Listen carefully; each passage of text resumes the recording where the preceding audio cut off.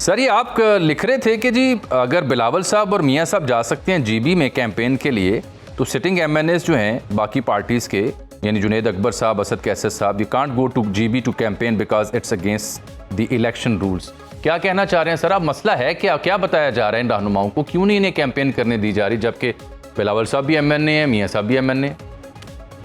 पहली बात ये उसका एक हिस्सा है जो एक फैसले कर लिए गए थे 2024 में कि जो ये प्रेजेंट निज़ाम है जिसके जो रूलिंग पार्टीज हैं जिसमें नून लीग शामिल है, पीएमएल पीपल्स पार्टी शामिल है, एमक्यूएम शामिल है, ये निज़ाम कुछ अरसे तक चलता रहेगा जब तक उसको आप लेके आगे जा सकते हैं।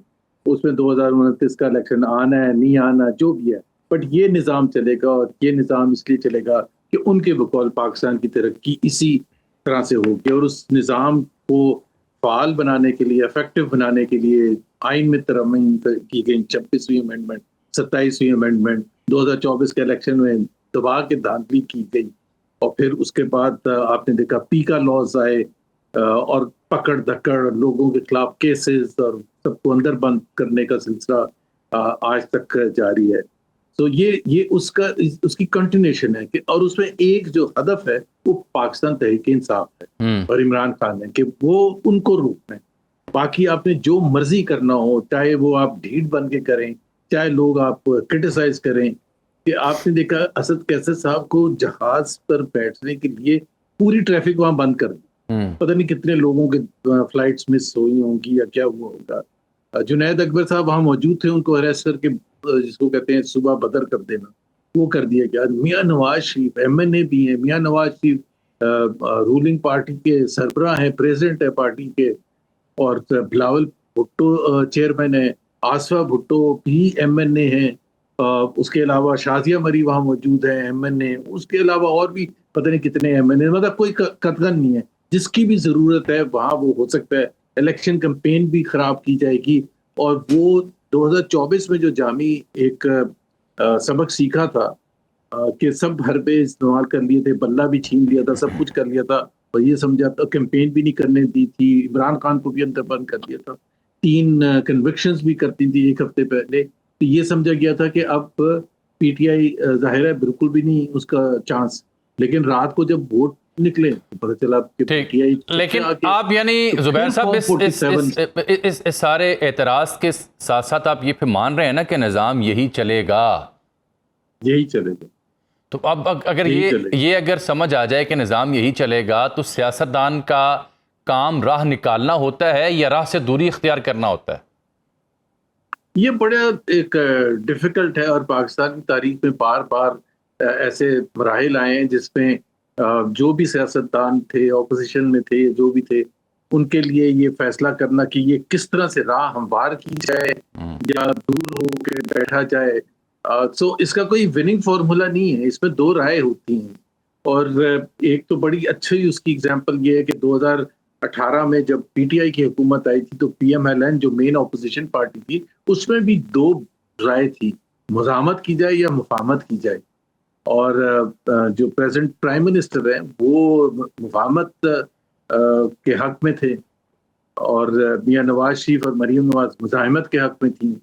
तो वो उस वक्त एक सिलसिला चला और उसमें कामयाबी हुई और मरीम नवाज ये क्लेम करती कि मुज़ाहमत की थी तो मुफाहमत हुई थी। शहबाज शरीफ साहब क्लेम करते हैं कि मुफाहमत ही शुरू से अगर हम करते तो इतनी मुश्किल फिर होती भी ना, अंदर बंद भी ना होते और सारा कुछ पकड़ दकड़ ना होती। तो it's a very difficult one, ये कोई एक चीज में आसान लेकिन लेकिन सर कता कलामी की माज़रत में आपकी बात पूरी सुनता हूँ। Since you are privy to वो सारी जो प्रोसीडिंग्स थी समहाउ बिकॉज आप नून लीग में बड़ी अहम पोजीशन पे थे और कुछ के बारे में बताया जाता है कि you were part of that by then, और आपको मुस्लिम लीग नून के जो अहम तरीन 2 शख्सियात हैं उनकी कुर्बत भी हासिल रही।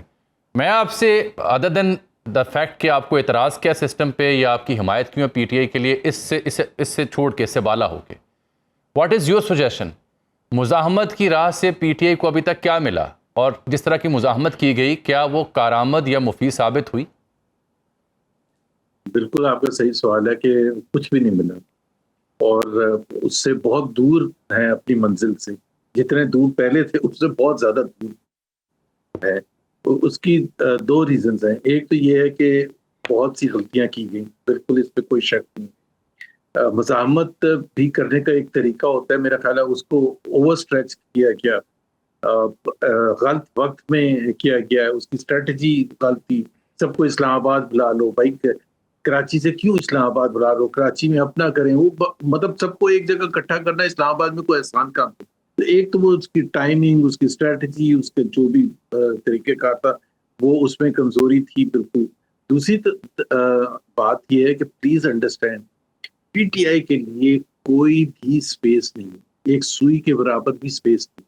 जो मियां नवाज शरीफ के लिए या पीएमएलएन के लिए स्पेस थी उस वक्त की एस्टैब्लिशमेंट की तरफ से, वो ऐसा नहीं है। उसकी जंग की नोयत बिल्कुल मुख्तलिफ है। इस वक्त अगर पीएमएलएन हुकूमत में है और पीपल्स पार्टी इत्तेहादी है, एस्टैब्लिशमेंट की भरपूर सपोर्ट है, तो वो क्यों स्पेस देंगे इमरान खान को, किस सिलसिले में स्पेस देंगे? 2018 में मुझे नहीं पता कि इस किस्म का फैसला हो गया था कि जी अब थोड़ा बहुत था कि जी ये निजाम चलेगा, लेकिन उसमें इतनी शदीद नफरत नहीं थी कि उस वक्त की एस्टैब्लिशमेंट और मियां नवाज शरीफ के दरमियान जितनी इस वक्त मैं महसूस करता हूँ कि इस वक्त कोई स्पेस नहीं है इमरान खान के लिए। प्लस उसमें एक और पीटीआई को मेरा ख्याल डिसएडवांटेज ये, कोई भी इंटरनेशनल लॉबी ऐसी नहीं है जो इमरान खान के लिए आवाज उठा रही है या सपोर्ट करने के लिए तैयार है। ना कोई अरब ममालिक है, ना अमरीका। नहीं, इंटरनेशनल लॉबीज ने तो बड़ा काम किया। आपको रिचर्ड ग्रैनल से लेके जो विल्सन से लेके पता नहीं क्या क्या नाम थे, वो सब उनके हक में ट्वीट करते थे। कई वेबसाइट्स हैं जो खुसूसी इंटरव्यूज़ और खुसूसी इंकशाफात करती हैं और उनके साहबजादे मुख्तलिफ चैनल्स पर जाते हैं। कई बाहर बैठे आपके जो पार्टी के हामी बज़ाहिर यूट्यूबर्स हैं वो बड़े बड़े इंकशाफात करते हैं। खैर वो उनका अपनी जगह।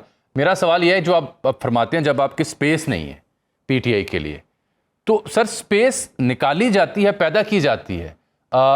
ये सारी बातें अपनी जगह दुरुस्त होंगी, लेकिन क्या मेरे मुल्क के सियासतदानों ने मिल बैठने पर इत्तेफाक किया कभी आपस में? क्या पीटीआई इन सियासतदानों का वजूद मानती है? वो तो मानती नहीं है, क्योंकि पहले दिन से जो पीटीआई का मौक़िफ़ है उनके कायदीन का, वो ये है कि बात होगी तो फौज से होगी, बाकी किसी से बात नहीं होगी। तो फिर कहाँ कैसे स्पेस निकले सर? देखें, एक तो जो पीटीआई की गलतियां थी वो मैंने बिल्कुल तस्लीम की है कि उन्होंने स्ट्रेटजी सही नहीं की शुरू दिन से। बिल्कुल डिफरेंट रिजल्ट्स अच्छे रिजल्ट्स अचीव किए जा सकते थे अगर कोई स्ट्रेटजी। लेकिन अगर आप पिछले 2 साल खास तौर पर जब से इलेक्शन हुए हैं उस वक्त से देखें, या May 9 हुआ है उस वक्त से देखें, ये तो फैसला हो चुका है कि पीटीआई के लिए कोई भी स्पेस नहीं है। तो अगर आप बातचीत करेंगे भी शहबाज शरीफ की हुकूमत से करेंगे, तो आप मुझे बताएं कि शहबाज शरीफ की हुकूमत क्यों देगी? सिर्फ एक डर से दे सकती है, कुछ ना कुछ स्पेस क्रिएट कर सकती है, और वो एस्टैब्लिशमेंट के डर से। Establishment is fully supporting the present ruling regime।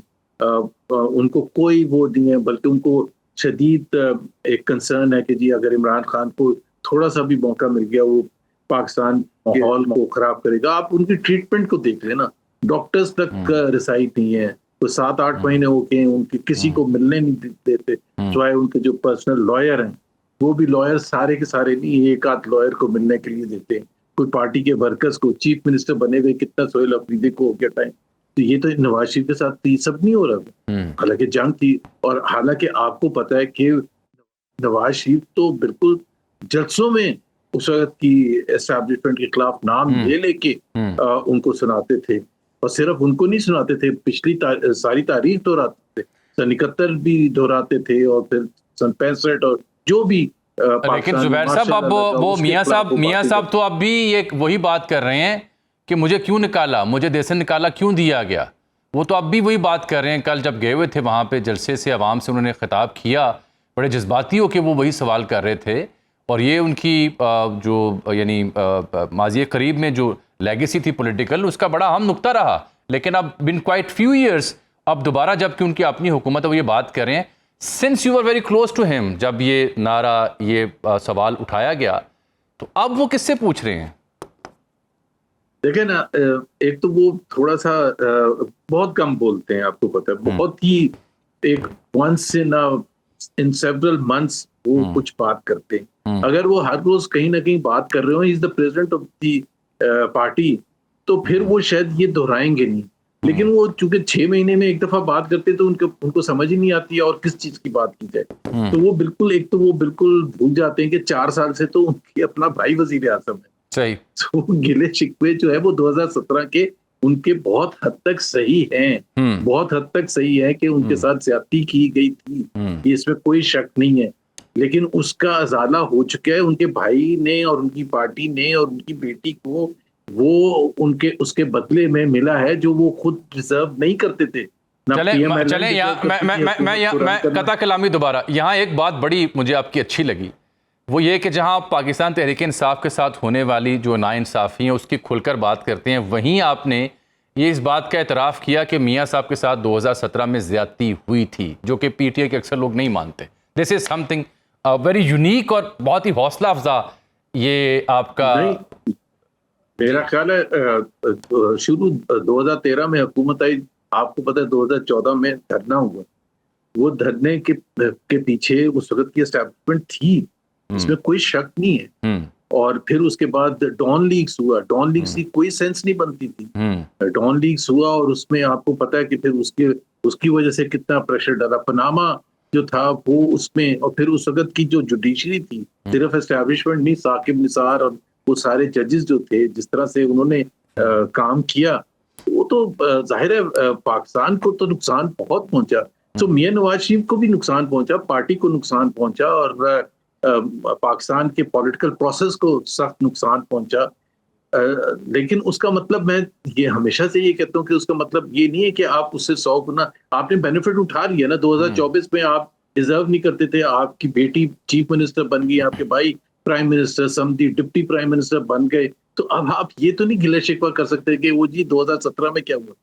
तो अभी तो गिला शिकवा करने का टाइम इमरान खान का है। तो इमरान खान के साथ ज्यादती हो रही है। अब ये अगर हम इसमें कंपैरिजन करें किसके साथ ज्यादा है, तो मैं कहता हूं कि हम ये मुकाबला कर रहे हैं हु इज मोर इवल।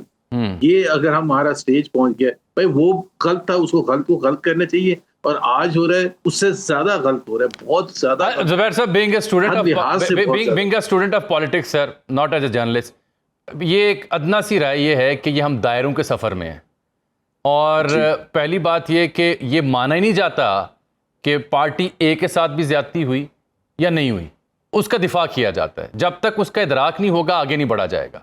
फिर पार्टी बी की बारी आती है, यानी आपकी पार्टी की, उसके साथ अब क्या हो रहा है। तो वो दायरे के सफर में हम हैं मुसलसल। ये जब तक तमाम सियासी जमातें खुद नहीं बैठेंगी तो ये तो दायरे का सफर जारी रहेगा। हर पार्टी चाहेगी कि एक पेज मिल गया बस ठीक है, अगले को रगड़ो, जब तक हुकूमत चालू रखो। जैसे ही आपको मौका मिला, जैसे ही सर आपको मौका मिला, आज अगर एस्टेब्लिशमेंट पीटीआई से बात करने को तैयार हो तो पीटीआई बिस्मिल्लाह नहीं करेगी, फौरन करेगी। नहीं, लेकिन एक फर्क है, ये यहाँ एक फर्क है कि ये एक, बहुत से लोग मेरे से भी सवाल पूछते हैं कि अगर इमरान खान को मौका मिलेगा तो इमरान खान वही नहीं करेगा। तो एक तो मैं ये कहता हूँ कि मतलब मेरी असेसमेंट है कि मैं समझता हूँ कि वो नहीं करेंगे। Very good. और मियां नवाज शरीफ को भी नहीं करना चाहिए, क्योंकि मियां नवाज शरीफ ने और बेनजीर शहीद ने एक चार्टर ऑफ डेमोक्रेसी पर साइन किया था। सो आप उससे पीछे हट रहे हैं, पूरे कौम को नुकसान। आप ये कहते हैं कि जी इमरान खान ने ये किया था, बट नुकसान तो आप 25 करोड़ अवाम का कर रहे हैं, क्योंकि आपने जब चार्टर साइन किया था वो पाकिस्तान के अवाम की खातिर किया था, अपने पर्सनल गेन की तो नहीं खातिर किया था। अब आप कह रहे हैं कि वो चार्टर को आपने उठा के कूड़े में डाल दिया है, वोट को इज्जत को बंद कर दिया है, वो सारा कुछ कर दिया। भाई तो बदला आप पाकिस्तान की कौम से क्यों ले रहे? बदला आपको अगर लेना था तो आप जनरल बाजवा से लेते, जनरल फैज हमीद से लेते, लेकिन आप साकिब निसार से लेते। ये तो नहीं हो सकता कि जी जो जिन असूलों पर आप पॉलिटिक्स की बात करते थे कि वोट को इज्जत हो, जमहूरियत, पार्लियामेंट की सोवरेनिटी है, वो हम इसलिए कुर्बान कर रहे हैं कि जी वो इमरान खान ने बड़ा खराब किया था। भाई इमरान खान ने खराब किया था तो कौम का क्या कसूर है? कौम से क्यों बदला ले रहे हैं? तो आई थिंक, और दूसरी बात ये है कि ऑन अ लाइटर साइड मैं काफी हद तक कन्विंस हूँ कि इमरान खान की जो पर्सनालिटी है उसमें he is not looking towards power.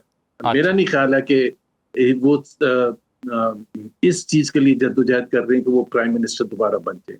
I think he is more concerned about his legacy. About his legacy. उनका eventually किस तरह से नाम याद रखा जाएगा पाकिस्तान की तारीख में आज से 50 साल 25 साल 75 साल के बाद, and he is very concerned about his legacy. So power is not really his objective. और अगर उनको मिल जाती है तो मैं बिल्कुल यकीन के साथ कह सकता हूँ कि जी वो इस किस्म की चीजों को दोहराएंगे नहीं, बिकॉज उन्होंने देख लिया कि एस्टैब्लिशमेंट की सपोर्ट भी थी, सबकी सपोर्ट भी थी, और फिर भी 3.5 साल में छुट्टी हो गई। तो अगर मुझे जो मौका जो मिला था मियां नवाज शरीफ को समझाने का, तो मैं तो यही कह रहा था कि जी आप अपनी लेगेसी को देखें। आप 3 दफा प्राइम मिनिस्टर रह चुके हैं, अब और क्या गेन करना है? तो पता नहीं, समझाने की बात है। मेरा ख्याल है Imran Khan will act different. बिल्कुल ठीक।